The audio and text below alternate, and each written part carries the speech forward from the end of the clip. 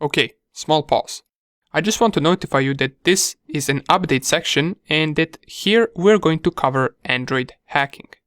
So in this small section, we will cover the exploitation of the Android devices.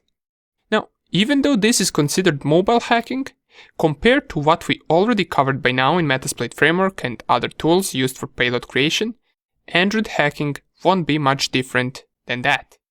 As usual, we will craft a payload with our Kali Linux machine, and we will try to gain access to an Android device. However, you will see that this isn't quite easy or practical in real life as hacking a Windows machine, for example. Why, you might be asking? Well, you will see. There are many steps the target has to perform in order to execute our payload. However, if we make them do it somehow, we will have complete access to their Android device. Another thing is, some of you probably won't have an Android device laying around, so to make this accessible to anyone, we will be downloading and creating an Android virtual machine. That's right, we're simulating a mobile phone with this virtual machine.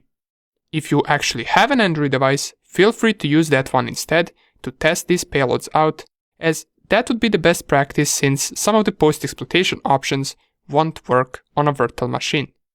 Once we set up our virtual machine, as mentioned, we will deliver the payload to the target, but what is it that we're after on their device besides just having an access to it and being able to control it?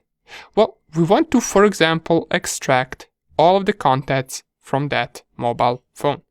We could also read the messages as well as send messages from that phone, and we can check if the device is rooted, and we could as usual download and upload files on that system. Those files can be images, applications, and other file types that we want. You can try opening a camera and recording, but most of this stuff we won't be able to do on a virtual machine. However, I will show you how to run those attacks nonetheless, just in case you try gaining access to a real Android device later on. Most of these things we will achieve using our Metasploit framework tool. We will create the payload for Android devices using MSF Venom, and we will catch the connection back with MSF Console.